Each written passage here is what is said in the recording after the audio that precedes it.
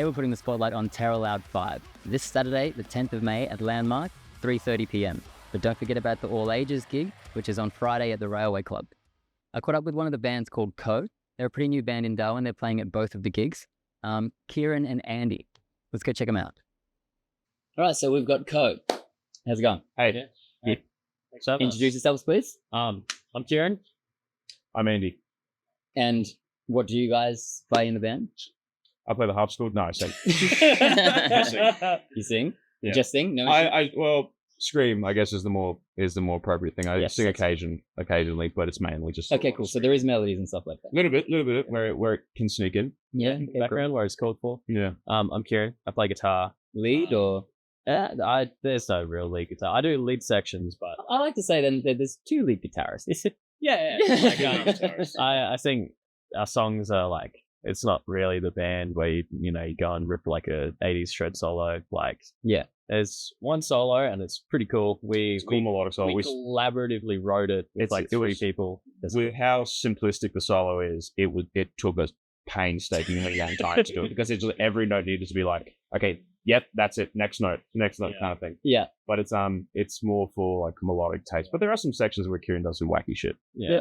There's some wacky stuff going on. So cool. It's also interesting to resist the urge to noodle when you're writing a song, like especially with like solos. Sometimes your fingers are just like, I can do this, and you're like, well, that doesn't really serve the purpose. Yeah, exactly. So yeah, like you got to try and do what's good for the song kind of thing, and sometimes it's for sure. And I also do backing vocals. Okay, cool. Yeah, awesome.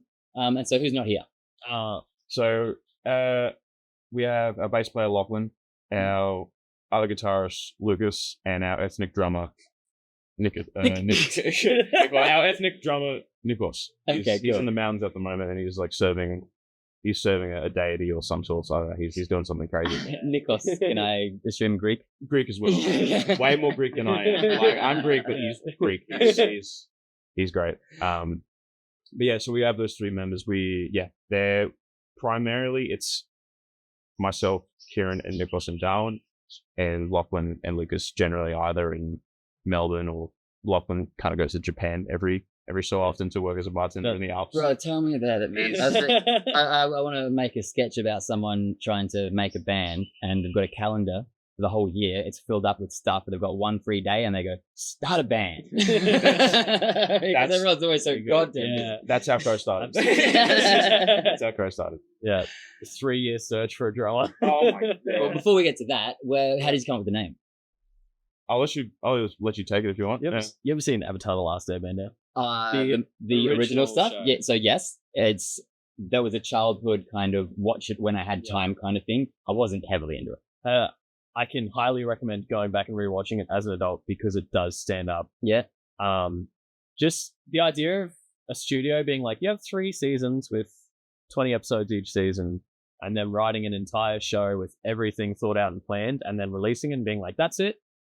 It's just, yeah, it's great. It was great. Yeah, I didn't know that about it. Yeah, cool. And there's a episode where there's a space stealing spirit, and basically the idea is if you show any emotion, it steals your face, and you get like trapped in the spiritual realm. Okay, and that is Co. Okay, face stealer. So like the action of doing that is Co, or no, the spirit that steals your face. Oh, gotcha. Like the entire their name is Co. Face stealer. Yeah. And yeah, it was like, oh, that's cool. We went through a bunch of other iterations of the name, and we kind of stemmed all from, not all of them, but like we're gonna be named Iro at some point. Iro was a name. We went through some other stuff. So now you're gonna have to explain that. Yeah. The uncle from Avatar. From Evan, yeah, okay, yeah. Cool. But it was like, go simple. That's it. Leave it, and it's stuck. Yeah. Okay. As well, in the original show, like the animated version, before they did the Netflix remake, in the Netflix remake, they made Co like a much larger character. Oh, so there's a Netflix live action series now. Yeah. Well. Never finished it. Got up to the last episode, and me and my missus were like, "Oh, we're really busy for 2 weeks," and then I wonder if the original maker of it's even getting any money at this point. I think they collaborated with it, but the story beats were different. They added some stuff at the start, and they changed it up, just like the pacing wise, because their budget was obviously truncated, and they had a limited amount of space to actually fill in all the episodes for the first season. Yeah, but it was it hit a lot of marks. Yeah. I enjoyed Yeah, it. I thought it was good. Okay. I just never finished it. So big anime fans then. Probably more so. Yeah, I'm a bit of a nerdy dude. Yeah, not like I don't really watch much TV these days. I unfortunately don't really have the time. Usually, when I'm free from work, I'm either hanging out with my missus or like playing video games or music. Do you get to kind of hang out as a mates, or are you when you're hanging out? Are No. you Literally, in a band, not doing really. band stuff? recently. We've been on the pup lately, so not as much. But we used to hang out. It's a pain, isn't it? Yeah, it sucks. It makes it harder to kind of write songs. It makes it harder to kind of have a genre because you're all just like, oh, hey, we're here to practice the songs that we've already got. I've got this song idea. Okay, we'll work. It's no longer just like hanging out and playing around with stuff like the Beatles used to do and stuff like that. It's not like, oh yeah, come over like whatever, like on the like a Thursday night, just like hang out a bit. Oh, we'll just be a part of the hangout rather. Exactly. Point of And it, I've said it before, but high school just fixes everything. If you're in high school, that is the time to fucking try and lock all that kind of stuff down, get into the routine of doing that kind of stuff, because then you get your 10 mates that you can kind of have that going on with. But it always fizzles away. Buggers move away and get nice jobs and families and be all successful and stuff. That's always the case. But look, there's been some times where we've gone for like beers and stuff like that. But it's time and place. People can make it. If not, it's just trying to nurture that where you can. Totally. So Yeah. a pub beer is always good. Yeah, Totally. Yeah. And you got to make the time, really, don't you? Otherwise, you end up just practice gigs. Usually, what happens is that we'll go for a rehearsal, and then after the fact, we'll go for a beer. yeah. Because we'll do what we need to do, and then afterwards, okay, music talk, but in like the cerebral, like we won't necessarily like technical about the band. It's like Totally. just this album, Debrief the a other bit. day, Have a chat about stuff. Yeah. yeah, whatever. Just like it. That's usually a good hangout. That's a really good. It seems so obvious, but it's a really good idea. For sure. Yeah. For sure. Especially like the work before play. It's like that classic thing. Yeah, you can't do it the other way around. Yeah. Yeah, exactly. So, describe the sound that you guys have kind of ended up with. Oof. All I know, it's always a tough one, especially when you're new. I had this exact monologue like 2 nights ago because we've been deliberating on the genre that we kind of fall under, and you can't really. It's tough, isn't It's genre's a game anyway. Like you kind of like get thrown in.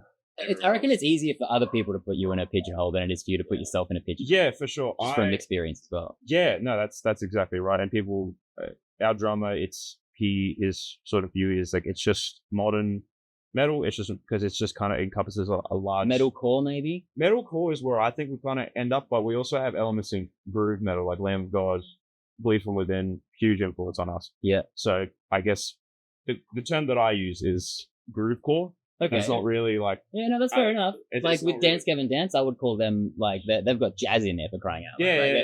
I call them like funkcore. Funkcore makes sense. Funkcore makes sense, but yeah, I think groovecore was like, at least for me, my own like, okay, that's where I can categorize it, and it gives me like at least a bit of a vision for like where I want to write.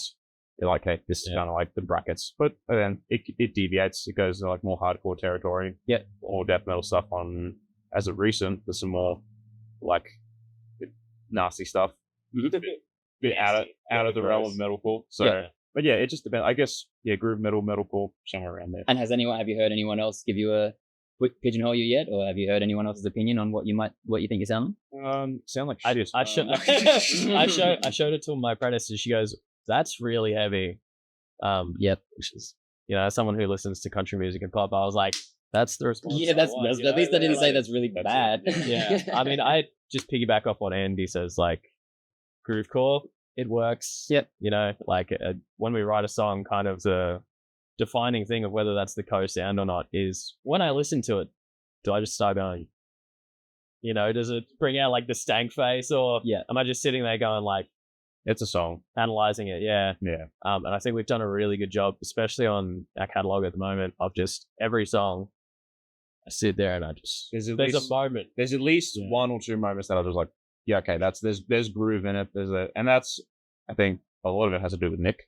He lays the cement for it. Yeah, he's able to. We come up with the ideas and then he like pads it around. It's like, this is how we're gonna make this groovy. Cool. So he's kind of like the producer of the group, kind of thing. Like he'll polish it up, kind of. It's more sort of like a drummer's perspective. Okay. Yeah. Cool. Yeah. Because like guitarists can write drums all day, but when you get someone who knows how drum kit works, like Andy does a great job of writing drums and like setting grooves, but when it gets on the kit, you know, it's just the little taste things that just kind of, and then the ideas, because he's such a great songwriter. He listens to, you know, he just has kind of like a no bullshit thing of like, you come out with something, he goes, that sucks. Okay. That shit. He goes, then he goes, cool. All right, let's move on. Yeah, he goes, oh, we can try this or something, you know, and usually that's how we end up with, you know, these guys don't hesitate to cut something out. You know, like the amount of times we've taken a song and we've been like, oh yeah, that's good, and someone's like, and we rewrite it. And I mean, the song that's coming out, the ending of it is a perfect example of that, because we originally wrote it for another section and in like a different key, like we played it higher in the fretboard, and then we're like, oh, the single that's coming out, like it's missing out, it's missing this like section at the end. There's nothing really tying in. We originally had an idea previously that like it was great, it was really good, but like it needed to be more groovy, had to have more movement. And just one day I was like, all right, click, drag. I'm like, all right, that's it. That's the one. And it was an instant like I was so insulted. I was like, that's offensive. It just works so well. It's an offensive riff for sure. Like there's some probably like HR will be upset with it. HR will be upset with that riff. So how many recordings have you got out at the moment? Two, and one coming out one coming out 9th of May. 9th of May. Friday. Yeah. Okay, This cool. Friday. Yeah. This Friday. Would they maybe be hearing a little snippet of it right now? Right,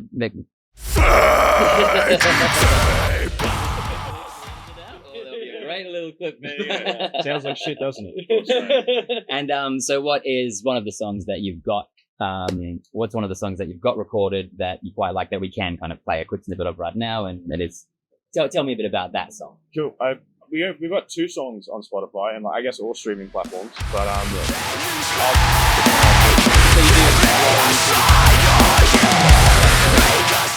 so you are on YouTube.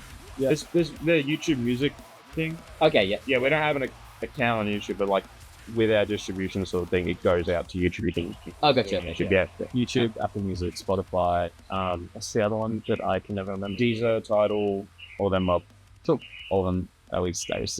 A hell of that. Pulling them up. Yeah. you know, like it's and he's really good for a lot of things. Yeah. And he's very good at what he does. Thanks. Thanks, Kieran. You're pretty cool too. Now we have a slow motion section when we all hug. And we kiss and all. Yeah, absolutely. No, I mean, I think I can't really comment on the lyrical content, but like for songwriting, who does write the lyrics? Collaborative. We all do. We all do. Right. It's Andy has stepped up a lot. I think we had when we started this band like 7 years ago, me and Andy, it was completely different. And we went through things and changes. 2019 was when we started writing songs, bro. That's 8 years ago. No, 6. No, it is 7 years. 6 or 7. Whatever, math. That's right. 6 to 7 years ago, we had to be sitting there with a calculator while editing this, acting so smart. Yeah. Oh, they were wrong. just throw it up. 2018 is when we got like the hints, because I guess we can. I reckon we'll go on this. We'll talk about the songs that are out. We'll discuss what you asked, and then we'll kind of circle back to where it kind of began off on. Yeah. So Immolate is like a 2-minute fucking heater. Immolate, like as in fucking set me on fire. Oh yes, right. Because people just all know what that word means. Yeah, bro. Absolutely. Immolation. I know a lot of words. Someone asked me the other day, how many languages do you know? And I said, fluently? No. Hey man, that's good. I like that. Yeah. Same shit. That's the same shit, dude. It's just like, I remember when Andy first sent the demo in, he was like, hey guys, I've been cooking on this, and I hadn't heard anything about this song. He just sent in this thing that just, what was the original note? It won't be named. No, it wasn't. Yeah. There was a name for this. Oh, please. It would have been Inside Baseball. I'll say Gooner's Paradise. That Gooner's Paradise. That's so funny. That's what it was called. And it wasn't, I think it was shorter. It was like 1:30 or like 1:45. Yeah. And then we added some stuff, but it turned to Immolate. Immolate was the final title. But Gooner's Paradise was working. Is that got anything to do with starting a fire? The hand motion, maybe. That's bad. we've had some absolutely cursed song titles just from releases going out in band chat. Don't ever hack the band chat. It's I think the title's been pretty tame. I think that's the worst one. The rest of them just like kind of nerdy. A lot of people don't even know what that word means. The G word. Do we need to? No, that's enough. Let's let them look it up. Yeah. Look it up. Manchester Football Club. Release. You go. Order of release. Okay, so the first single that we put out is "Follow Your Ghost." That was it originally started from a little. I bought this guitar. It was a Gretsch baritone, and within like a week or whatever, I just like came up with like this like 2-minute demo. I just chucked it on my Instagram, and that main riff, idea, breakdown, whatever, that was just short, like section A, B, A, C, something, like that. And I was like, oh, this is cool. And I brought it to the fellas, just like, could we develop this further? And it took new life very quickly.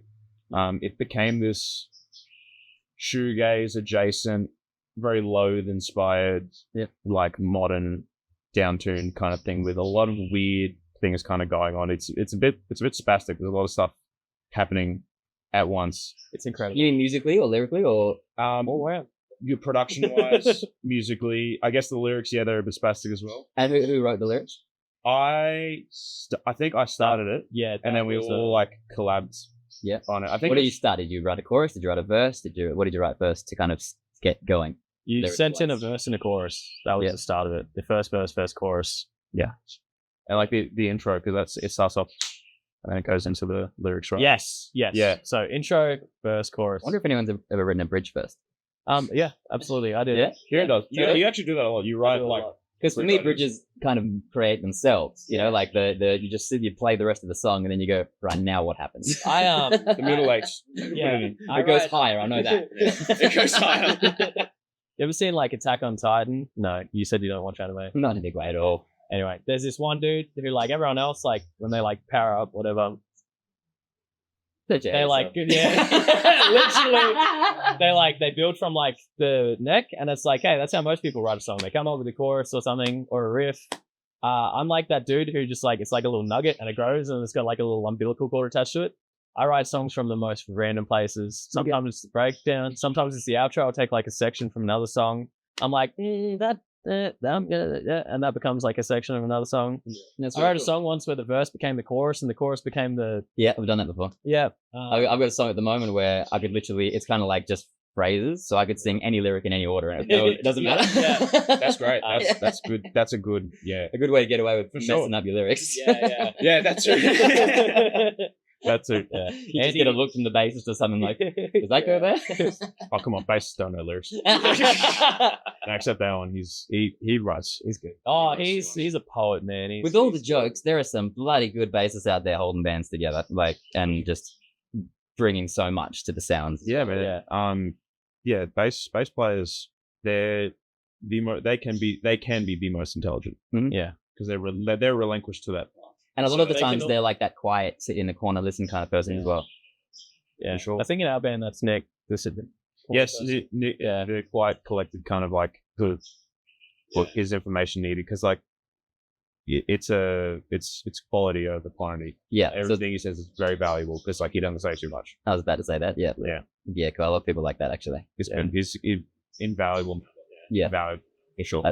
Probably since I was 18, I've wanted to be that guy. I just can't pull it off. Story of my life, man. Fuck. Straight yapping Brussels stuff. Yeah. I'm gonna be cool and mysterious. I'm like, Lockie's like the guy who's just fucking sitting there playing the guitar, and you're like, can you shut up? And then like 3 seconds later, he's like, what if we do this in this part? And you're like, yeah, that's way better than what we were doing. And then he just goes back to like playing like some random shit. Actually, Lachlan wrote the verse for. Which is the new maybe we won't discuss the name just yet. We might do that at the end. But the breakdown for Immolate, Lachlan wrote that. Yep, that's for sure. Yeah, he wrote the cool groovy section. And you guys were just at a band practice. He went off, stood in the corner for a minute, came back with his breakdown, or no? He sent through a video of him playing it in like drop C. We're in drop E, right? So Jesus, yeah, right. Stupid. He sent through a video and he was like, "So guys, what if we do this?" And he's got like a 7-string Hornsby, and he's like, you sent it through, and I was like, yeah, it's kind of cool. And then we came back to the next like writing session, and him and Andy were like, we're going to do this. And I was like, okay, we're doing that. And it turned into probably one of the highlights of the song for me. Yeah. There's that, and the ending is just like, The ending is great. yeah, Slow as shit. the ending evokes something inside my like soul, and we like play it, and I just have this like moment of what's the term? Like A lot. yeah, you know, I just like reach like a different like spiritual place. An awakening kind of. Yeah. Okay. There's a term for it that just Yeah, completely escapes me right now. Now you've done it. I like it. Euphoria? Yeah, No, it's definitely a euphoric feeling. But there's a It's term flashing for on the it. screen right now. I looked over the camera. I was like, "Is it?" Oh, is I did it? the same. I was like- there's also a carnival written on the roof.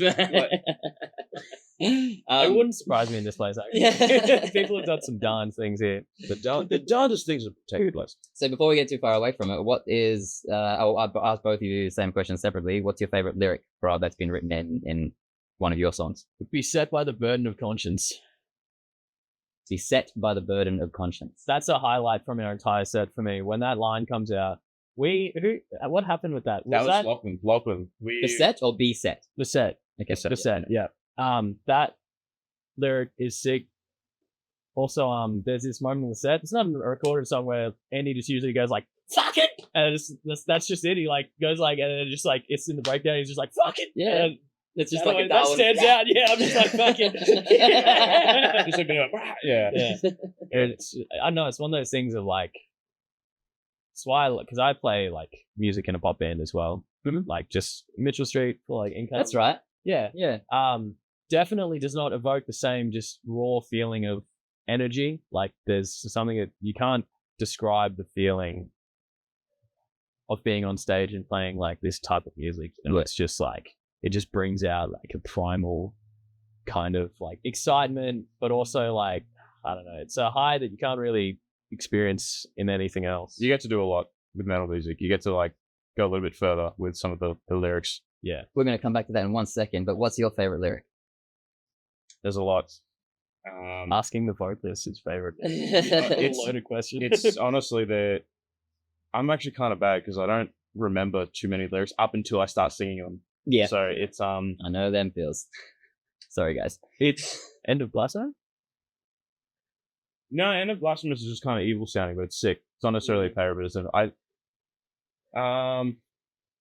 I do like the second half of the Follow Your Ghost breakdown. Just the ghost, Haunting every step. haunting every step I take, golden deaths, sealed you in your darkest place. Yep. It's just like a thing we came up on like the last minute with recording. Yeah. It became like this like jumpy section. It's great, and it's kind of like it encapsulates. It's a bit of like a turning point because we started off with this theme, and ideally we would want to make like Ghost to be like the last of the chronology in like these set of songs. Yeah. And that was almost like this is a good way to wrap it up, and where kind of like the songs sort of end. But yeah, that's just a Ghost, wanting every step I take, golden deaths, Sealed sealed you in your darkest place. Yeah. It's Seals you in your darkest Sealed. Sealed you in your darkest place. Yeah, It's like past tense. Yeah, that's a great. it's a good lyric, but Kieran stole my first idea. Just set by the burden of conscience is a hard. It's a hard lyric. Hey, well, if it's a great lyric, it's a great All the lyric. lyrics in the song weren't. Yeah, they're all great. They're all really good. Chorus is great. Breakdown is good, and we do like some swapping. So like the first lyrics will end up in the breakdown, and we kind of like do some swapping over, and they take new meaning depending on the section of the song. Yeah. It's all good stuff. I actually really like the Immolate breakdown. Retribution will find a way. Soon we'll be left the same. Yeah. It's just very simple, and it's just like hard hitting, kick your shit out. It's good. Yeah. My close second is the End of Blasso. Was the worst. I Yeah, lay there frozen, and then there's like a call and response. So he's like, I lay there frozen, and it's like unmoving, no faith in myself again. Nice. And it's like, fuck man, tell me that's not a relatable feeling, you know, just like you're just lying there and shit's too hard, or it's very evil sounding. Have you thought about releasing lyric videos? maybe Around like you guys, I feel like it's a really good idea because you've got some really smart lyrics in there. Real shit. that's actually something I endlessly appreciate about Andreas. He articulates so well when he screams. Yeah. I like everyone's been in that metal band where the guy's like, totally. I just like, what? I can pick out every word he says, except for that one demo that he sent in like 2019. That was gibberish. We got to stop. That was 7 years ago. Just straight under the bus.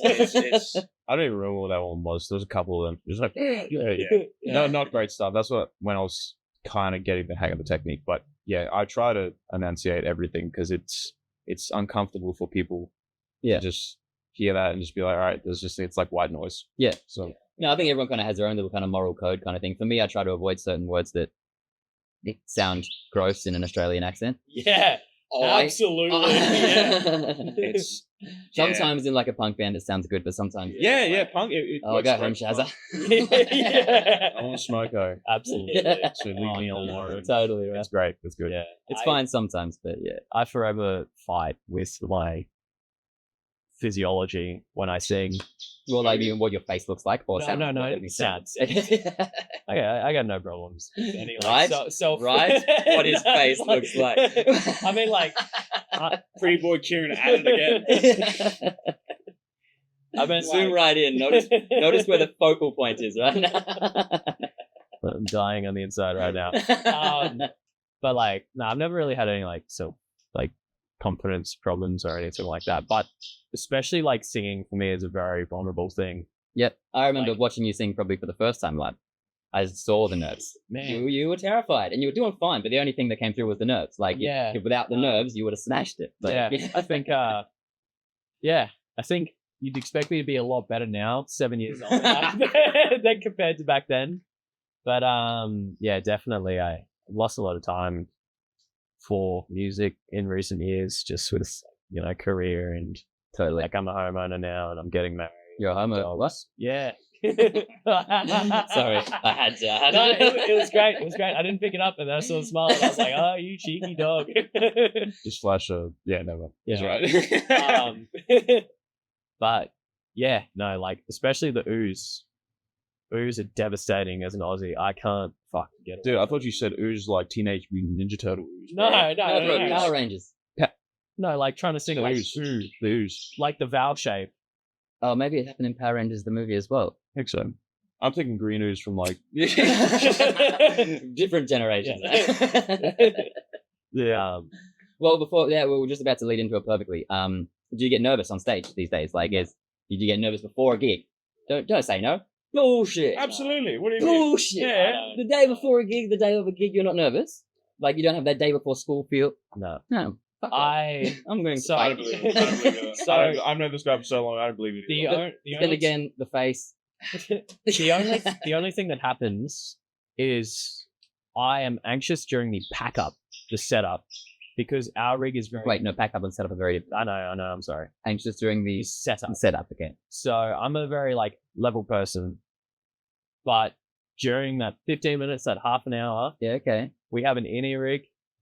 2 cabs, we have wireless shit, we have a laptop running tracks. Yes. And we're a local band. Yeah. So you rock up and Darwin Construct is there and their sound engineers just, chilling out. Hates you. And then, so this happened at one of our gigs. We had a lifesaver for sure. I think his name is Bradley.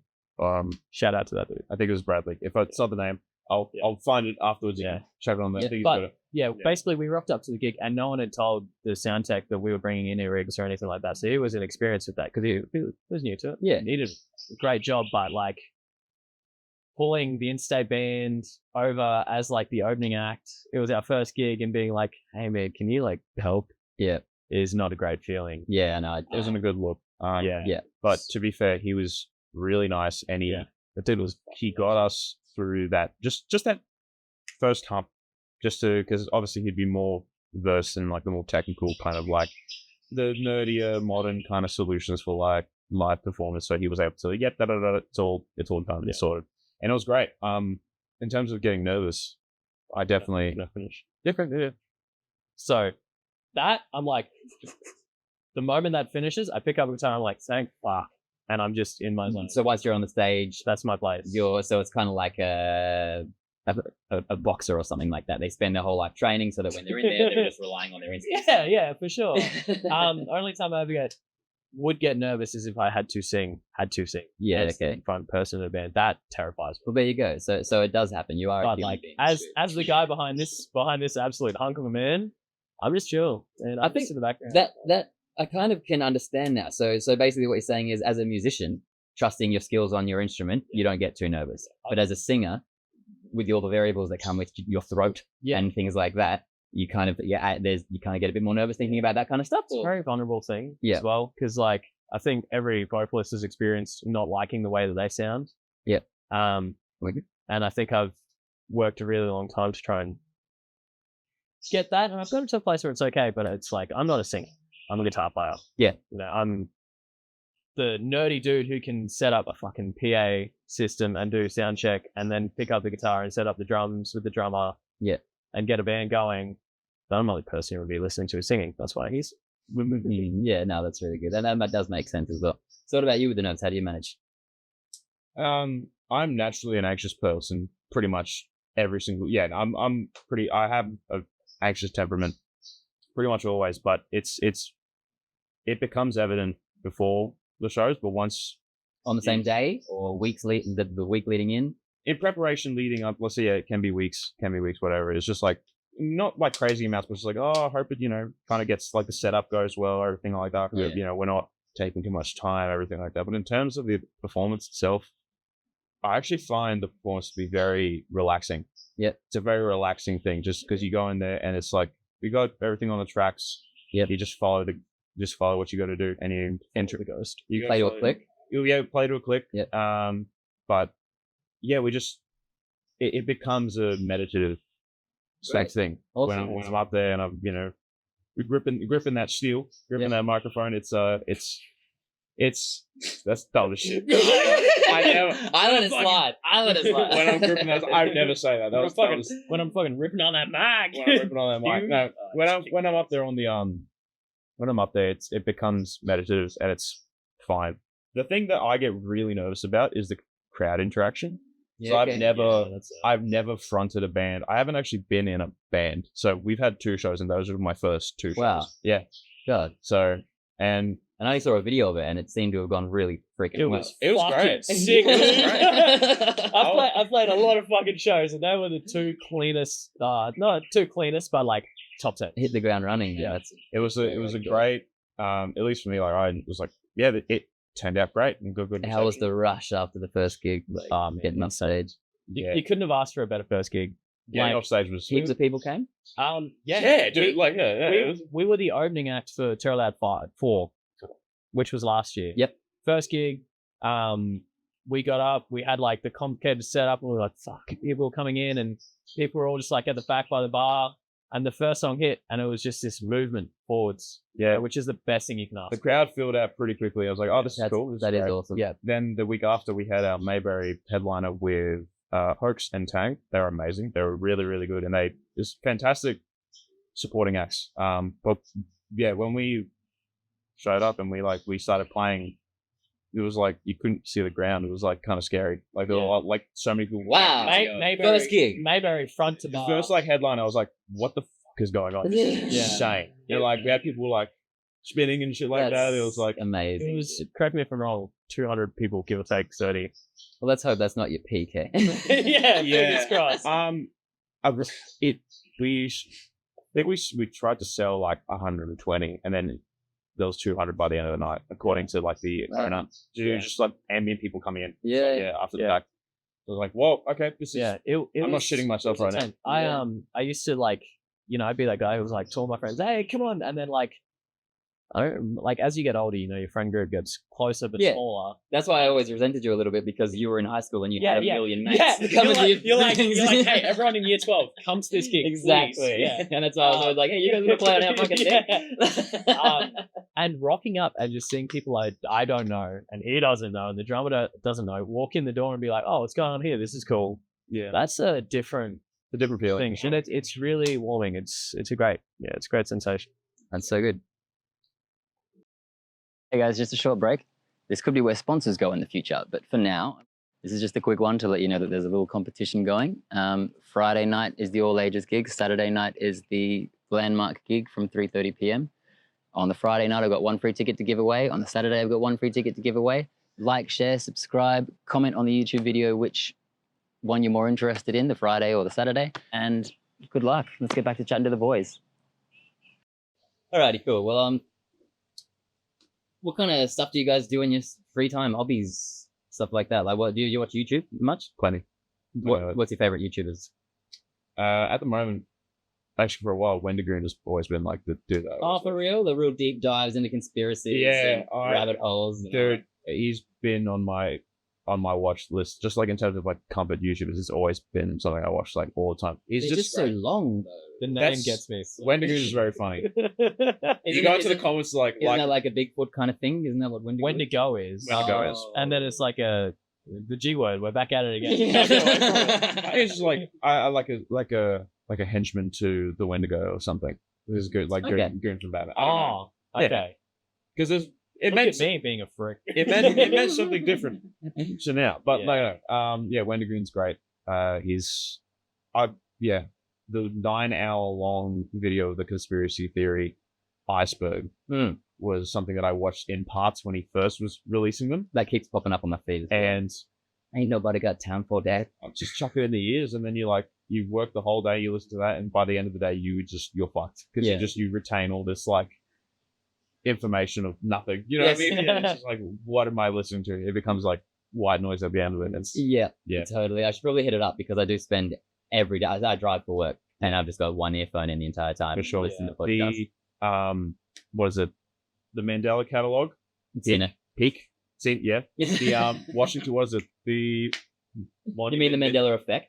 No, the Mandela Catalog is a series of it's a series of analog horror that he covered. Oh, okay. Yeah, no idea. Yeah, Mandela Catalog, insane. He did like a couple of videos on that. The Monument Mythos, also really good. Yep. Another analog horror style thing. Just are you into horror stuff then when it comes to movies horror. And that? Love horror, love analog. Have you seen the ABCs?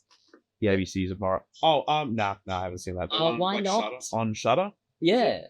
It's a bunch of short clips. You just start watching it. If you hate it, start watching it. I've seen stuff like that, but I know I probably should because it's fun. There's this one scene where this guy's hand is like hanging off.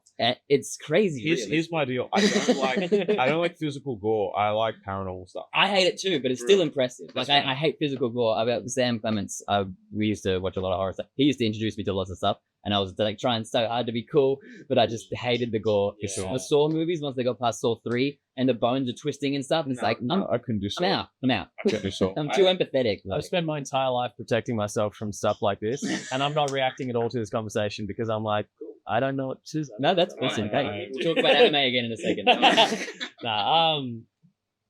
Yeah. What are your YouTube recommendations, Karen? Oh my gosh. Going back to earlier, overanalyzing Avatar. Oh really? So it's like a guy and he talks deep about dive things, yes. Similar, not as deep. Like the videos are like 25, so considering that the episodes are usually like 15, it's like But I'm a big fan of not as much as that because unfortunately when I'm working I need to be very present, especially at the moment. Like I've got like premises working with me and stuff. Yeah. But sometimes when I'm working by myself, like podcasts or like, deep dive, like someone talking about like book series I've read. Yep. Big book fan. So is it when you say books, more fiction kind of stuff? Yeah. So you like the lore? Yeah, like absolutely, like high fantasy. The idea of like I feel like I would really be into like Stephen King, like the kind of eldritch horror thing, but I haven't really had the time to get into it yet. Yeah. I've just finished reading every single Brandon Sanderson book that he's ever released. Yeah. My fiance got me a Kindle for Christmas last year, and I've read. All the girls were just going, he reads, and then you blow him up with the fiance. Dislike, unsubscribe, block, report, everything. Get him out of here. Dying. Been dying in this chair right now. Very as red as that.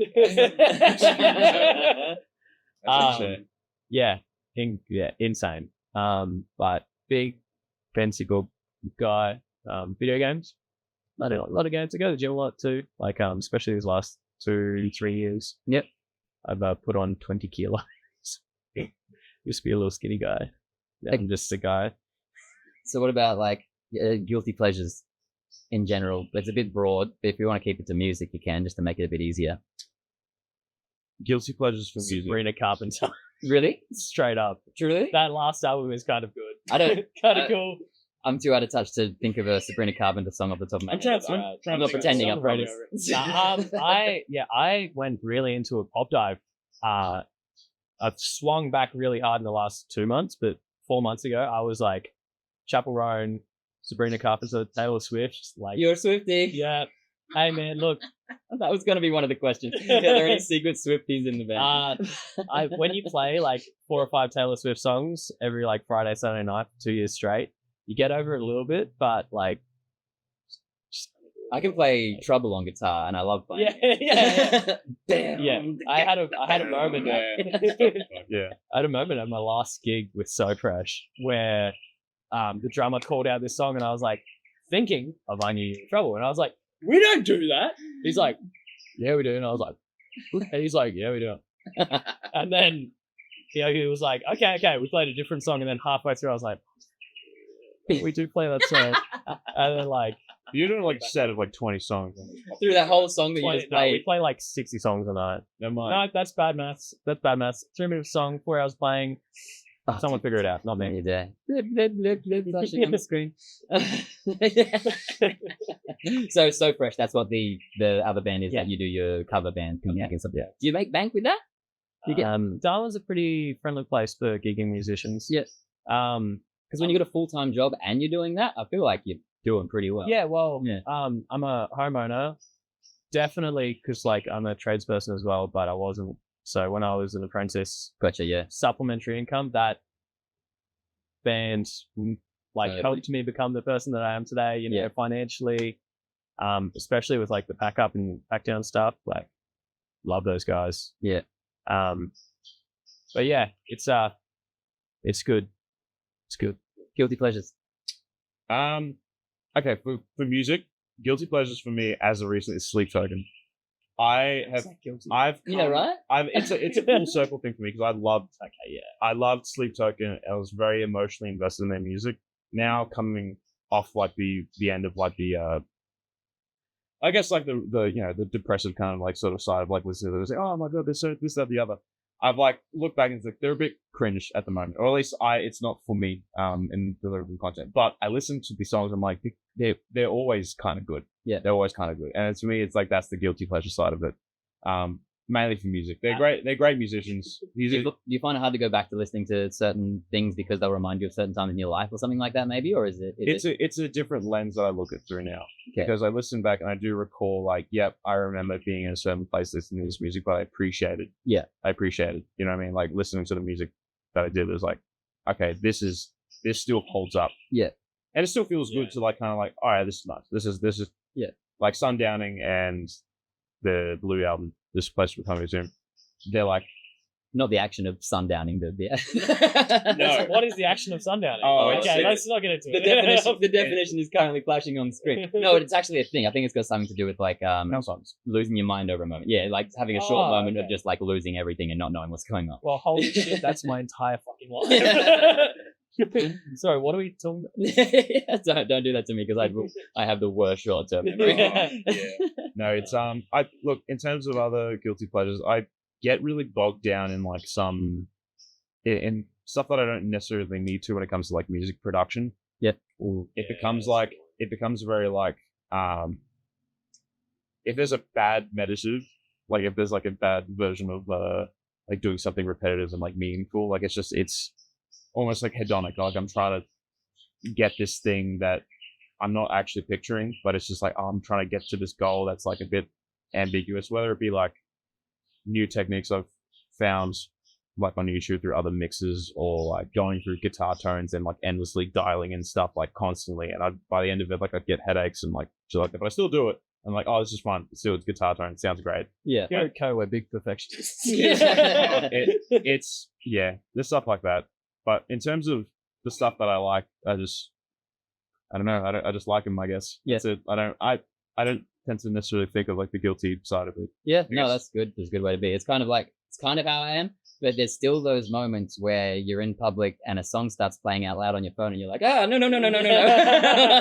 I still have those moments. One time, Hatebreed started playing on my phone in the middle of math class in like year 10. I was like, no. That's slightly different. Opposite end of the scale. But I know what you I'd mean. like to retract my earlier guilty pleasure. My guilty pleasure now is making my apprentices listen to the most despicably heavy music that you possibly can while we drive to site. Yeah, because these are all the Gen Like Zs. Sabrina right? Carpenter. Yeah, well, It hurts my little ears. it's kind of funny. We have this new apprentice. It's great. Gets in the car and I'm playing Bill Murray. Another guilty pleasure recently. Bill Murray, great. Old Attack both pullers, Johnny Frank. Okay. Doing like country core, man, like fucking Hog Crank in America type shit. It's great. And she's like, you're gonna need to start giving me the names of some of these songs. And I was like, Get out. fucking almost crashed the fucking car. I was like, what? I'm more surprised that you don't know what Shazam is. Just hold the damn screen on Spotify. Yeah. Spotify, Snapchat. Oh, does it now? Okay. I think so. I think you can do it. Yeah, you can just like ask your phone. What's this shit? Yeah, you should. Apparently there's apps that you can hum into it, but I've never had it work for me. You can And do I'm it. a singer. You can do it. You can do it into Apparently. fucking Google, man. You go to the Google thing and it says hum a song for me, and And it does work? yeah, Okay, or maybe it's... It was a long time ago that I tried it, so maybe technology's moved on. That's my excuse and I'm sticking to it. So I want to take you back to school for a minute. oh god, no. Just more about like what you were thinking, where you were at the time. What dreams did you have? Oh man, What did you wanna see? I was going to be a famous musician. Yeah. Yeah. No. No, legit. Were you thinking I Yeah. would be famous? Yeah, absolutely. I was like, Weren't we all though? Like, I mean, yeah. I worked at a music store. I like had all this gear, and I was like, I get home every day and just like produce, like write songs and record, and like I was in a band at the time, and we were like recording an album, and then my hard drive got corrupted, and 6 months of work went down the drain, and then I started redoing it, and then my hard drive got corrupted again. That's when I got Dropbox. yeah. That storage is a lifesaver. But yeah, I kind of got out of that, and I don't know, like settled down. I moved away from that a bit. Yep. Just kind of. So was there a point in school where you decided I'm going to start studying this or that? Because you said you're an electrician. No, I was terrible in school. I Okay. handed in my stage 2 chem assignment 8 months late. I'm sorry, Miss Brandt. Yeah, she gave me a C somehow. It was awful and late, but yeah. I had some great teachers like that too. I had a teacher once. I had an illness in the family, and I just got all this sympathy one year. I handed in an empty book for multiple subjects at the end of the year when they mark your book, and I got passing grades for everyone. What's going on? So my plan was hand in an empty book, smash out all the work over the weekend, come and go, oh, sorry, I gave you an empty book by accident. Yeah. Came back to a passing grade. There you go. That's Sympathy wins. that's pretty good, man. happens, I suppose. Yeah, that's So how about you? Back at school, what were you kind of dreaming of? What was your maybe a fireman? Yeah. I wanted to be a mailman. No, I don't. No, shout out the posties. I actually wouldn't mind being a postie. Yeah. Hey, I drive around collecting bins, man. There's no shame. That's dope. No, that's the way. That's honest fucking. Because I get to, like I say, listen to podcasts all day. I get to write episodes and questions for this. Yeah. I'm barely even there. Sorry, boss, but I'm barely even there. I'm just, I just do the Man, job. I flew out vending machines for 2 Your line by years. bin was upside down. You just get out, just like at my house, just flip it upside down. Yeah, dude. I flew vending machines for 2 years, and that's basically like same situation. Just Yeah. the airport and whatever. Do what you got to do. But no, at school it was I don't know. It was hard to figure out what I wanted to do in the future because it was very like the expectations I guess I had were. It was to just try and get through the school and try to get through like that as best you can. Behavioral issues? I guess more of the anxiety thing as well that kind of like Okay. came around, but like it didn't present itself as I guess as obvious when that was happening. But And you're not alone. That's a lot of people. yeah, for That's sure. major Oh, anxiety. you come to find out like during all that, but in terms of getting through like what I wanted to do after the fact, it was kind of complicated because at some point when I discovered music and discovered like metal in general, I was like, oh, this would be really cool to do this. But like, it was always like was like, nah, this is just gaming. This is a hobby, whatever. You just play guitar, just that for the rest of it. So I got to the end of like year 12, wanting to do fucking physics as like a degree. Like I wanted to do that, and I ended up canning that idea and just decided to do like a business degree at university. And so you finished year 12. Finished year 12, got through a year and a half of uni and decided I fucking hated it. All the while playing guitar, doing like the band stuff.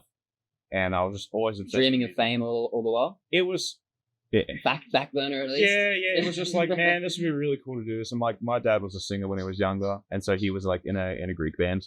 Okay, cool. For like a while. And like, yeah. Did they go with it like something that you could probably look up now? Something famous? I don't think it was like necessarily a name to it, but it was definitely it was a very like prominent group. And is it on Spotify or something like that? No. Just for Greek bands, at least, it's like very much like community based, and there's like covers, and there's like, it's more like, there can be original songs, but it's very difficult to do so, because what people would want in a crowd is more so the songs that they do know. Yeah, totally. You know it's like when you're a new band and you play all your own songs, no one moves to play one cover and everyone's jumping around going, like it's just that it's amplified. And my brother who plays, it's called a litter, which is like a violin. He's on top of that. He understands like, it's all covers. It's all, the original stuff is very hard to come by. But anyway, I always wanted to do like the music thing. I grew up like watching, like when I was getting into the music and the gear stuff, I kept watching like the Premier Guitar rig rundown sort of stuff, and I was like obsessed with like gear and like all like the lights. So what is that? Just for people that don't know, what's the Premier Guitar rig rundown? Is just some dude or a couple dudes going to different bands in the States or America or whatever, and they just say, what do you like, show us the things that make the live stuff work. So tech notes. Tech shit. Dream for me. I want someone to come up and be like, hey man, give me a rig rundown. It's like, hey, give me a minute. We'll get there. I just want someone to ask, what's your guitar tone? That's it. That's literally all I want. Well, I've got one more question, and then that's going to be it. So before we leave the high school thing behind, though, I just want to find out what you guys are listening to in year 9 of 10. Great question. Because that's they're kind of formative years. Avenged Sevenfold? Straight Avenged Sevenfold. Every song was saved, except for Sounding of the Seventh Trumpet. Yeah. I never really got into that album. That's the one. Yeah, fuck that album sucks. No, it's good. Is that like a big thing? Is that one of their big ones or something? No, it was their first album they ever did. Okay. And it's way more like hardcore. I was always... You weren't ready for that? No, I was like, in 2017, I was also listening to like Acacia Strain, and like probably a guy said something really bad, and Die Hard is Murder. Gotcha, yeah. The guy said something bad, and he's now not the best. Die Hard is Murder. Oh, yeah. I remember. I was going to say, I'm pretty sure he did something really bad, but no, that was someone else. It was, Holy War comes on, like either Holy War, and I'm still like, hell yeah, but like, definitely, I think the like songwriting has matured a lot. Like every 10 years, it like goes that step further. Yeah, there's an epoch every 10 years, and just like, and I think at the moment we're in a fucking amazing time of just people who understand that just getting in a band and writing, like getting in a room and writing riffs is like all well and good, but going back afterwards, listening back to it and saying, hey, let's make this a song, not just riff soup. Yeah, and we're in a time where people should write good music. Yeah, like, and there's so much accessibility to the equipment and things like that. Yeah, I mean, sometimes I see some music and I go, maybe we should make this equipment a bit more expensive again. Yeah. Well, I mean, like we do all of our stuff in house. Like apart from the final mastering, which we send off to a good friend Manoli. Manoli commits he's a lovely audio. He is awesome. I know, I've heard a lot of his stuff. He's who we're going to get to do our stuff when we finally get it recorded. Absolutely, man. He does a great job. But like, I mean, I tracked guitars on Eddie's guitar because it's got an overtune, so the bridge doesn't go out of tune. So like, you hit the string as hard as you want, and it just goes straight on the note. That's cool. Just in boxes at my computer, like with the click track and the drums from the drummer, scratch vocals. I just sent it up to him. You know, and the other releases, Andy's just done it in his room. Like, you know, he's just like, all right, guys, we're good. You know, it's great. High school music. Oh, what music? Yeah, sorry, I need to remember. Damn it, Kieran. Yeah. No, I'm sorry. No, you're good. You're good.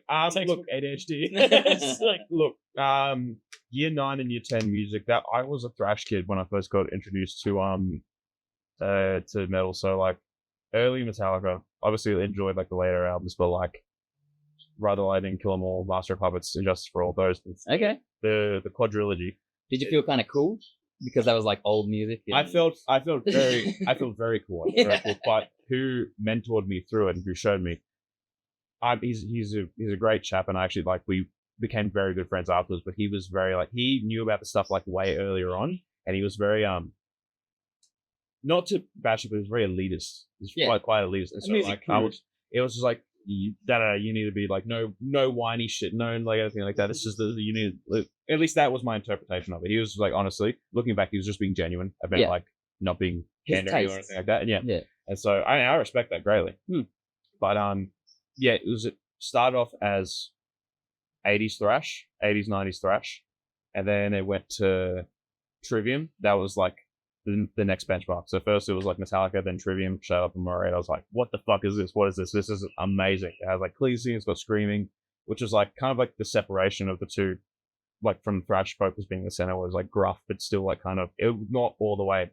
Then you got the screaming, and then you got like the full clean singing. I was like, oh, it's way more diversity. This is great. Definitely. And then from there, just like I think Trivium was huge for me in year 10. Yeah. Metallica and Trivium were like the. So it sounds like you had a fairly natural progression from like a rock to a melodic hardcore to getting a bit deeper, a bit heavier. Yeah, for sure. Yeah, man. So I did that almost exact same thing, but I stopped right before we get into the crazy heavy stuff. Yeah, it got pretty like it's getting a bit weird recently, like getting into slam bands now. Did you like Alisana, a Scarlet Drive, and them when they were a big thing? Or do you even know what I'm talking about? I've never heard of it. I am an old man, I guess. They're amazing. So a Scarlet Drive have got some really good songs. And Alisana, but they're both. I put them in the category of like girly man voices. They sing like Pierce the Veil. Yeah, exactly. They fall into that category. And who's that other one that did a collab with Pierce the Veil? Sleeping with Sirens. They're all in the same category for me. Bring it up like if I'm James Dean or Audrey Hepburn. Was probably the first song I ever listened to that had like full screaming in it because it's like like stay for the night, and then you like get to the breakdown, you're like you go back to the chorus and you like listen to the song. It's like when I was first getting into metal, I had this mate who played guitar, and I walked into the music room one lunch and he played the riff from Master of Puppets. And I was like, I didn't know guitar. The breakdown riff. Yeah. The original breakdown. Yeah. It's like I didn't know guitar could sound like that because I played for like 8 years, but I just played like classical. Yeah. You know, from like 8 to 14. Which isn't a bad foundation. 6 years. We're back at the Great Mouths. And that was kind of where it started. And I was like, I want to learn how to do that, and realize that's a lot harder to do than you think. Yeah. And it's 11 years later. Matt's is right on that one. And I just pick up a 27-inch long guitar that's tuned to drop E, and I just go, bam, and it's sick. All the culminating knowledge of like learning guitar and all the foundations just down the gutter. Scales, sweep picking, shred, fucking out of here. I just want to go and then put an octave below it. Can you sweep pick? Poorly. I stopped practicing that skill. There was a time where I could, and then I was like, I don't need to use this. This is cool. Yeah, you know, it's like it's a really all the rage. All the rage learning guitar. It was falling in reverse, like 2015, when like that dude would just come in and it would just sound like a keyboard, like whoop, whoop, whoop, whoop, whoop, and it's like 25 notes in like half a second. Yeah. What's your opinion on Polyphia? They're fucking sick. I rate them. Yeah, I rate them highly. I think it's cool. I think it's cool what they're doing. No, I absolutely love them, and I hate people that hate them because they're too polished. It's like, what do you mean? You're jealous? Yeah, absolutely. I learned the riff from Goat in 2019 on a Hagstrom hollow body, like a fucking old like arch top guitar. You know how it sounds. I always get them mixed up. Is that the one that starts with? Oh, that one. Yeah. It's in the church. Yeah. Yes. And it's got that shred lick, which I like. Yes. And just I remember like being at work, and like a customer would walk in, and I'd like turn to the other guy, and I'd be like, "Can you go serve them?" And they'd be like trying to get this lick down, you know, because it's like hybrid pick too. That was my first foray into hybrid picking. Do you like the Steve Vai song? Never. Oh yeah, that's sick. Your one. That's sick. In the Steve Vai solo where he does double bending harmonics. Yeah, Steve Vai 2 strings at the same time. He's doing harmonics on it. I'm sure. That's insane. Yeah. Ego Death, right? Yeah. Sorry? Ego Death. Yeah. That's the one. Yeah. I was trying to remember the play name. Thank you. That whole album, Remember You Must Die, was really cool, and it deviated a lot from what I usually listen to. But like listen to it just like open mindedly because Not that I'd usually be, oh, this is weird, but like I definitely was interested because you see like all the original like singles that sort of came. I was like, oh, this is such a cool band. Like, he listened to that whole, and I was like, this is insane. I didn't plan at all to talk so much about Polyphia, but I really want to know the ABC song. Do you like that? All right. It's cool. What about once the lyrics were added? You know what? I think it's cool. It's a bit of like a weird like brain tick. Like it's like it scratches. I know people don't. I hate it when the lyric melody follows the guitar melody. True. Yeah, it's like do something different, bro. That's already been written. Yeah, do something else. That's my It's interesting. I understand where you're coming from. I think if it was like laid in for every song, I could get behind that. But I think I disagree in the sense of like when you write an album, you have to like cohesively make sure that every song has a contrasting approach. You know, it's like if you have every chorus is like long chords with big high notes, totally. The whole album is the same. You know, like a couple of. There's some bands that have singers that can only hit like 5 notes, and then the whole album is a variation of those 5 notes. Great example of that though, Don Broco. You ever heard of them? UK like. Don't even know, bro. Just go. Rage Against the Machine in 2016. Okay. Like with heaps of like production elements. Their singer stays within 2 octaves, and he's just a charismatic voice, and it's fucking awesome. Yeah. You know, he's within the whole range the whole time, but every song is unique. Helps they're British because they sound a bit like he's British. Not Americanized. You know, because a lot of like music is sort of like tailored towards American listeners, but like it's very unforgivingly British. I think we're one of the most unlucky nations when it comes to accents for singing. Oh man, absolutely. You spent 5 minutes talking about it earlier. Yeah. I'll say this. Marcus from Northlane. Oh yeah. He sometimes lets out like a bit of an Australian accent in some of the words, and I was like, it's so characterful. Yeah, it's cool. I think that's good too to let it out a little bit, but then it just for me it feels tacky to sing in an American accent when you're not American. Yeah, I want to try and find that middle ground. Yeah, Well, so I think the approach to that is like, if you really want to get strict about it, is like Meatloaf, right? No, yeah, he's got like the full Southern drawl, but when he sings, it's like that British, like almost like operatic. Meatloaf. Yeah. Better hell we go when the morning comes. To me, that's an American accent. Yeah, but it's not like it doesn't have the Southern drawl. Yeah, if you listen to like his speaking, and then like you get a lot of British singers, and it's approaching that like Americanism, but I think it stems from the placement of your vowels because Americans speak. Oh, absolutely. And where your throat is positioned when you speak and all that. Exactly. So like, as long as you're not doing the like, where are you? Yeah. I think you're in the clear. That American accent where they're like, I'm just gonna get my gifts. Oh my god, leave my house. Yes. Oh, that was. I think that's a Colorado accent. Physically painful. Really cool to hear. Yeah, I really like that. We just said the exact opposite thing. I think Marcus Bridge is lucky as well because he's got that Melburnian accent, and like it's like a little bit more enunciated. Yeah. I know there is a Melbourne accent. I can't picture it right now, but yeah, dude. It's just this, but better. We're a bit drongo-y up here. Yeah, I drawl a bit. You know, like a bit more cowboy. Which I don't always pronounce my T's or my G's at the end of words. Which is a crazy thing. There's that blind guy on like YouTube who does the voiceovers. Maybe, but no, not yet. Oh, he goes surfing and he's blind. Oh yes. Wears a t-shirt saying I'm a blind surfer. No one ever notices it.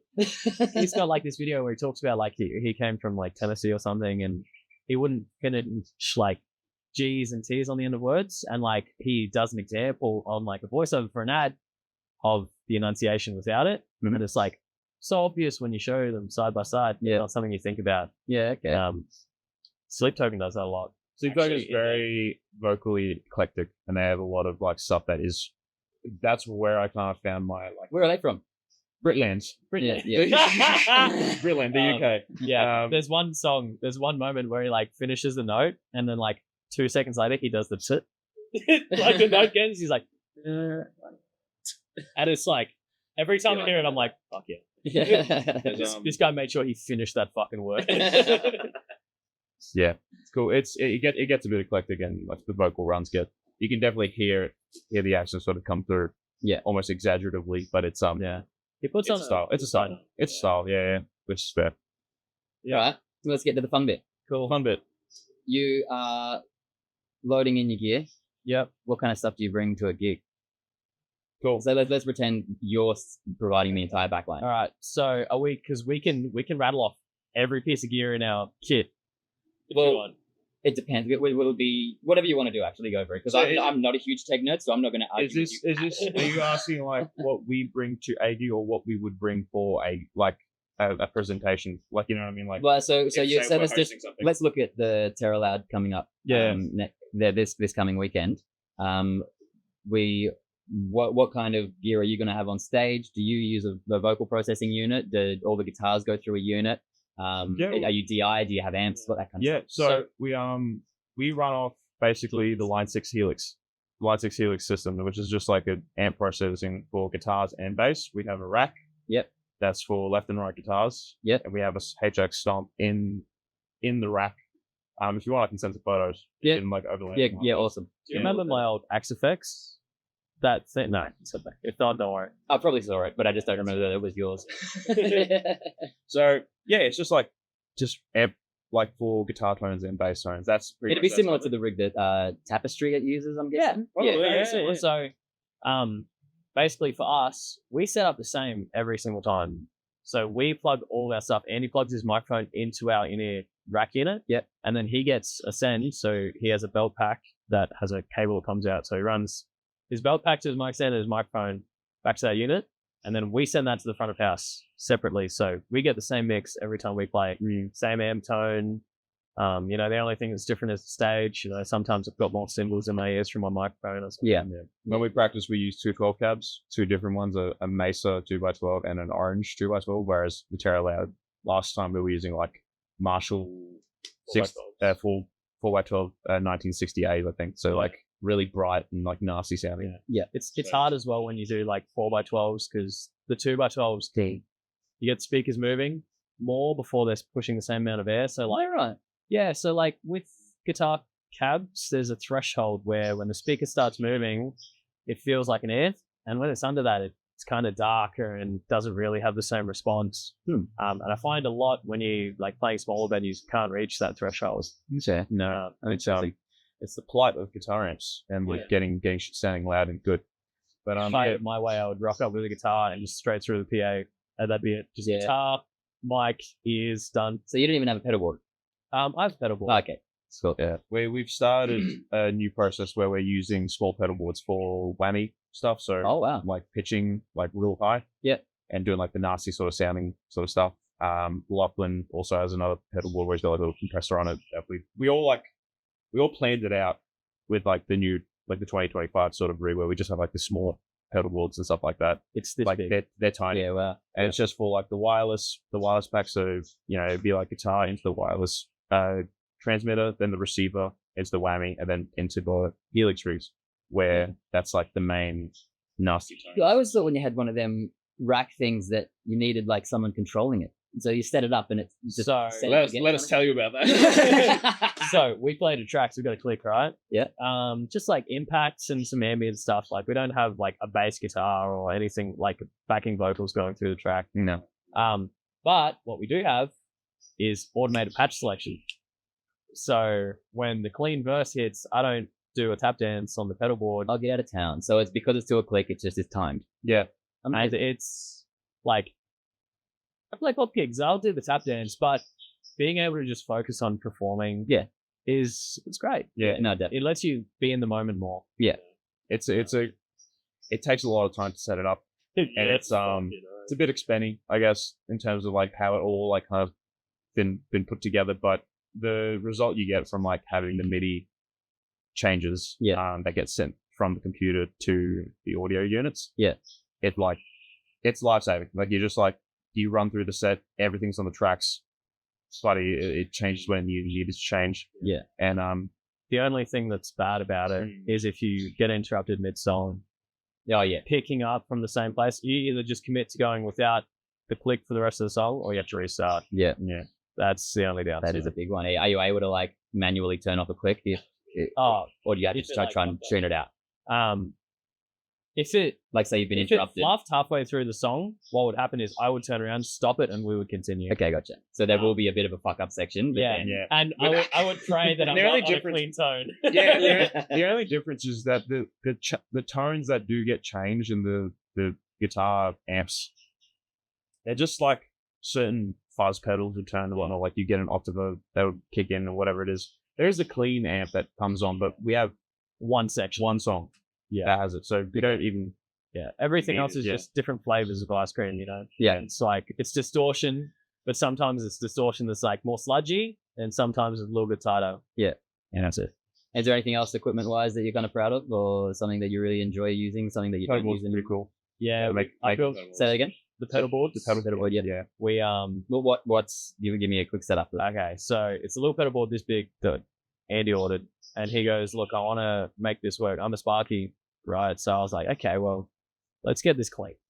So I got an IEC. So basically, the problem is going to be with the 9-volt. With the 9-volt power supply, we're only powering 2 pedals. Yep.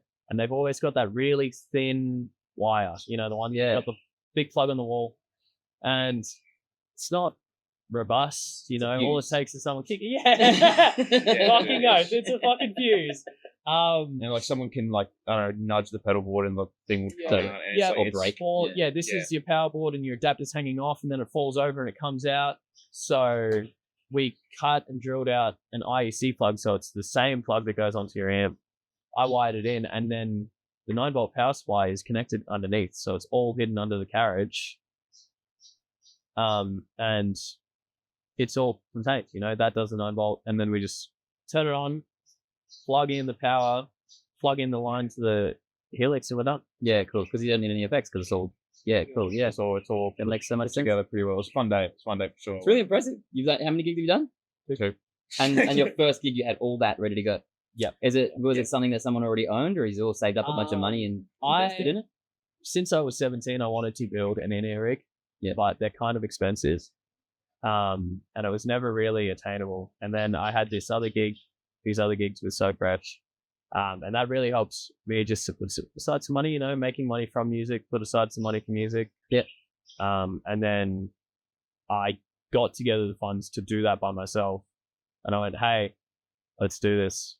And then we integrated his equipment with the in-ear rig. Yeah. And now it's 2 different racks, but they go together. It's and they're quite modular. It's pretty cool. We planned it out for a while. Yeah. And it was I even drew out like a diagram of like how it would all look and everything like that. It turned out very well. We played it at rehearsal a few times and it's great. It's I'm really glad it worked out because we very nearly went down that road of spending way too much, all the gear but no idea kind of thing. We nearly went down that road, and for a band like us, I'm not sure if you've seen us yet, Rat King, it wouldn't have helped us that much, I don't think. I think we're better off trying to sound as a bit more raw to start with. Yeah. And it very much could have gone that way for you, but it didn't. It worked out perfectly, and I'm so glad for you that it did. Like it's clearly you've got a great setup going, and it should be all up from here.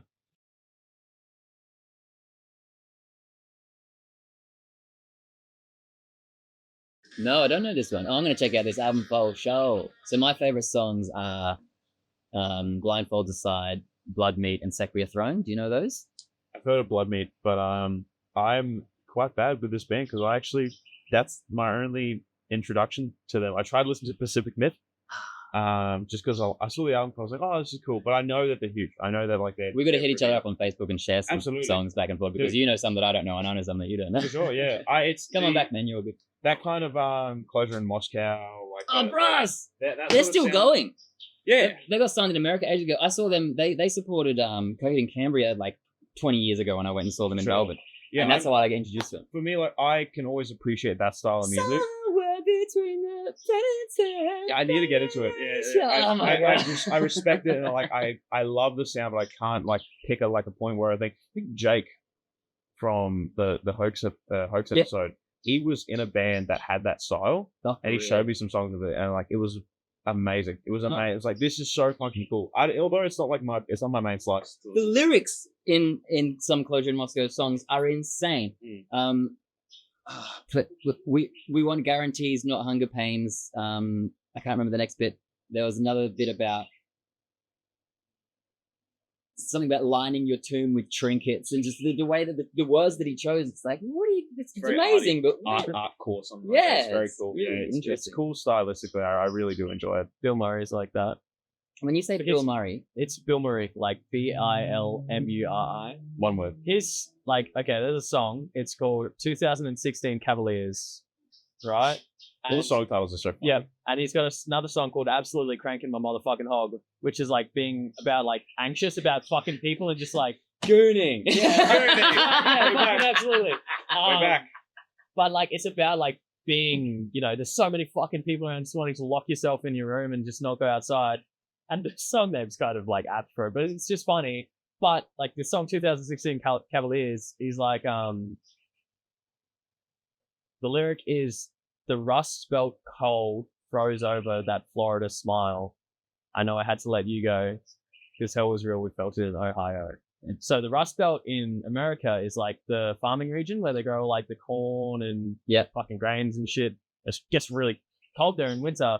So the whole song's about like the way I've interpreted it is about like like the American like summer relationship of like it's all kind of good, and then like winter comes and life catches up and you have to like kind of go the other way. But like froze over that Florida smile because Florida's like a temperate state, right? It's warm. Yeah, it's just very poetic. Yeah, it's very smart writing. I like that album. I like that. Yeah. Was it the Motherfuckers Buddha music. what's that album called? August. No. No. It's called Paul. It's called. I'm glad the moment you say it, I'm thinking, American Motorsports. American Motorsports. Great album. Great album. So close. Yeah. so let's have a bit of a chat about the gigs coming up. Absolutely. This you've got two. You got the Friday and the Saturday. Terror Loud Friday at Railway Club, Yes. where we are right now, and then the Saturday is a Terror Loud at Landmark, which is the 10th of May. What's happening on the Friday night? Who else is playing with you guys on Friday? Got Elusive, Batara Kala, and Elusive, Batara Kala, and us. Yep. As the supporting acts. Is Hoax playing on the Friday night, or are they just playing on the Saturday? Hoax are just playing on the Saturday. Saturday, I believe. Yes. I think that's their last gig. Yes, that's the final. That's the final 4-8. But yeah, Batara is a cool new hardcore band. Familiar faces, but it feels like it's a fantastic act. They played at the it was within Heart's Wake. Oh yeah. That Yeah. small show with Deadskin, and Batara opened up for. Yeah, that snuck past me. I was like talking to someone Amazing and they gig. said, I was like, what are you doing tonight? They're going in. So I was like, what? Amazing gig. I was on call. I couldn't go. It's devastating. Yeah, it was great. Yeah, and Elusive, I think they're like these young chaps. Are they in school? I'm sure. They're fresh out of school? I think like that- we were talking about before, we want them on our gigs. Because they still have friends. They got mates. They'll come around. No, I'm hearing that you guys. I think this might be their first gig. No, Elusive? I think so. No, they've had another gig. They've had another I'm gig. sure they've had it. I think they did an all ages gig. Yeah, or either that or someone got confused. But I'm pretty sure that someone told me that they have had a gig once For sure. before. But hey, if I'm wrong, I'm wrong. Yeah. And of course, some of the interstate acts from the Terror Lab gig. Yeah, so Vilify, Body Prison, Mhm. Yeah. Broken Earth, and Sedative. Yes. All them. Do you know much about those bands? Cursory knowledge of. some of Cursory them. knowledge. Sedative's been before. Terror Loud 2, I'm pretty sure They were hard. They were very. They kicked the shit in. It was real. Yeah. Cool. It's good. Body Prison, real like, sort of like, I heard some like trappy sort of stuff going on. Oh, like, really? Like the deathcore, like the hardcore sort of thing. I heard, listen to them at the gym. They were pretty fucking sick. Yeah. Would Broken- you say, I don't know, I know you don't have the encyclopedic knowledge, but to me, when I listened to Broken Earth, they felt like they had a bit more melodies in their songs than the For rest of the sure, band. more like traditional metalcore. I sort of feel, and like just from some of the Instagram reels that they do, like they seem like really funny dudes. Yeah. So as much as they're saying it's going to be like the heaviest Terror Loud yet, there is still some melodies in there for you. So For sure. don't feel like and Rat King opening up, they're very pop punky. So we are very pop punky. I'm talking about myself. That guy. So there's something there for everyone, but there's also lots of very heavy stuff and For sure. very smash you in the face I mean, stuff. it's going to be the heaviest Terror Loud yet for about 20 seconds at the end of Immolate. And then we got Justice, dude. Yeah. Justice for the Damned. That's scary. Yes. That's scary shit, dude. Like seeing that, I was like, okay, we're fucked. We are fucked. This is. I'm going to go and hide in the corner. So have you seen them before? I've seen many live clips. Yeah. I've done like some research on them, like prior to hearing, because I didn't listen to them previously, and up until we got like the invitation play. Yeah. Dude, insane. Yeah. Insane stuff. Yeah, cool. Well, I mean, I Seems guess apparently too. So I might be able to. No, mate, you probably know him. Yeah. He's your cousin, bro. You're related, yeah. That's my joke. We joke, but then it's gonna bloody out. His mum will show up at the gig and be like, "Hey!" Oh no, he's like, you know, your Uncle John. Exactly. Well, yeah. So it's good. Like that's good. It's great. So yeah, no, it's going to be a pretty packed weekend. Pretty keen on all the acts that we're going to be playing. Yeah. Do you know what time you guys are going to be playing on each night? Friday, Saturday? I know we're opening up on Saturday. I think we play at 3:50. The doors open at 3:30. But we're new, so that's what we're happy with doing. Yeah, no, that's Our first song is all about we're playing this song to nobody. that's great. Hey man, look, we were surprised the last Terror Loud we started and there was fucking heaps. Yeah, well, our last gig, we had about 50 people what I was singing, we're playing to nobody. I was like, I feel a bit silly now. Now your head kind of gets skewed because like when I hear 50, like it's like, oh, that's not a big amount of people. We fill a room with 50 people. Yeah, Oh, exactly. shit, there's a lot of people. Yeah, man. Especially when they're all standing in a semicircle at the back of the room. First band, everyone's sober. What are you going to do? Doing this one here, they're like Exactly. three stragglers, like really putting the currency in, doing, you know, moshing in, getting the work in. Anyone who moshes to like the first band, You're a real one. you're a real one. You're a real one. That's currency. Fortunately, I'm a serial fucking head bobber. I'm like an old man now. Exactly. My back hurts. I head bob and then I come home with a sore neck. I go into there's always one moment where it just overcomes me. I'm like, I got to get in this pit. And then I just get launched. Like, I run out of every pit like this. because Because it's like, I've given up now. I'm just trying to get out. You learn some stuff. You learn like the. You know, Hey guys, I'm back. Just another short one. If you can like, share, and subscribe, that'll really help us out. But this time, if you do those 3 things and comment on the YouTube video, you'll have a chance to win a ticket to either the All Ages gig or the Saturday one at Landmark. So let's do it, guys. Let's get back to the interview. All right, cool. So keen as hell for the weekend, Friday and Saturday. You got the All Ages on the Friday, the other one on the Saturday at Landmark. Mm-hmm. The one on Friday is at 6 p.m. here at the Railway Club. Flashing up on the screen now. Doors are at 6. I'm sure the first band starts shortly after that. Yeah. Get down. It's an all ages gig, so it's going to be, I feel like more people rock up to all ages gigs. Yeah. It just opens up the audience. all the 17-year-old year 12 friends. Exactly. Yeah. Oh, exactly. That was Yeah, because always our Elusive's problem. playing. So Yeah. Yeah, for sure. that's the way. Yeah. So that Friday's probably going to be a pretty decent sized gig. If you're under 18, that's the one that you're going to go to. You're going to still get to go and see all of the visiting acts as well at that one. You get a taste of heaviness. Get that in your platinum. And because there's a little bit of a mix as well, it's not all super duper heavy. It might be a nice little introduction into the world for you if you're currently only into like your emo kind of stuff. You could want to branch out. For sure. Come down, have some fun. And then on the Saturday, it's the doors are at 3:30 at Landmark. That's flashing up on the screen for you now, and you can get your tickets here. And thanks very much, guys. Yeah, thanks, man. Thanks for having us. It's fun. It was really fun. Good conversation. Yeah, no, I think it went really well. Yeah, cool. Can we this? Go for it. I forgot to ask about what your favorite nuts are. Actually, what's your favorite nut or nut dish? Nut dish. Nut dish. Like I heard, come on, before I turned on the camera, this bloke was writing a encyclopedic book on different nut dishes. So let's see how. Straight up, Okay. like none of the rest. All right, so we got 4 nuts in here. I don't even need to look at it. We got peanuts, we got cashews, we got almonds, and we got hazelnuts. Hazelnuts do not belong with salt on them. They belong in Nutella. They're wrong, and so that's it.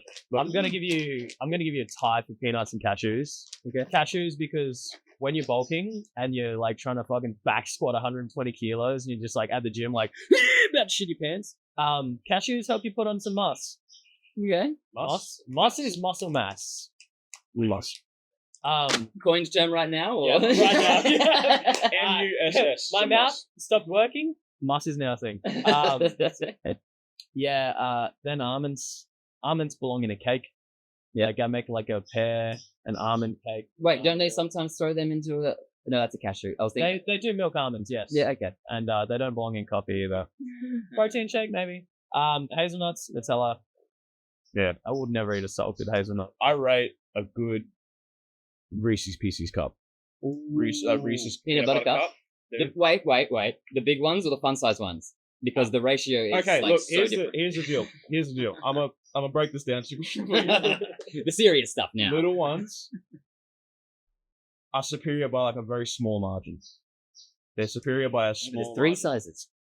What are you doing? Do you know nothing of the... No, there's of the mega ones are extension. The mega ones are an extension of the standard size ones. So That there's is the fun mega- size ones that don't even come individually wrapped. You buy a bag that are all loose in the Well, bag. He's right. And David, they're I little- have. Yeah. And then there's the ones just bigger than them that come individually wrapped. And then Yeah. there's the flat ones. It's just like... I have the flat ones the most. I enjoy them. No, I like them. I think they're I great. thought we were going to be friends. Well, this interview's over. No, Well, it is, but that's just... That's it. No, yeah, definitely some Reese's peanut butter cups. I rate them. I love peanut butter. I think that's a great thing. You put that in virtually anything. Yeah. It's like you get some, you get these I can't remember the brand. It's like a protein peanut butter. It's Smunchies. It's Smunchy. Smunchy. Smunchy is like it's the cross between crunchy and smooth. It's not quite smooth, Get quite crunchy. It's called Smunchy, and it's amazing. They have go a for niche. it. They probably have a niche clientele. What are you, a fucking salesperson, bro? You're just like Well, there's off something- the dome, their like whole like spiel. That was Dude, hey, I said before, Andy's good at a lot of things. That is like what defines him. Just being able to like, hey, look, I'm gonna give you the full rundown on this. And you trust it? That's it. You have to. Absolutely. If Yeah. you don't, I mean, well, that's it. What are friends for if not trust? All right, cool. Thanks so much, guys. No worries. dude. Thank you very much. Hey, we're done. Have you ever opened one of these without it just like everywhere? Hey, nuts. What? How are you the nut guy? The nut interview guy. Oh, that was a long one. Thanks for sticking around to the end, guys. If you're still here, maybe you could like, share, subscribe, throw down a comment. And this time around, that'll actually put you in the running to win one of the tickets to either the Friday or the Saturday show. So don't forget, Friday, Railway Club, all ages. Saturday, Landmark, 3:30 p.m. Right? Posters are on the screen for you at the moment. QR codes will be popping up as well. And I'll leave them up for a little while. Thanks a lot, guys.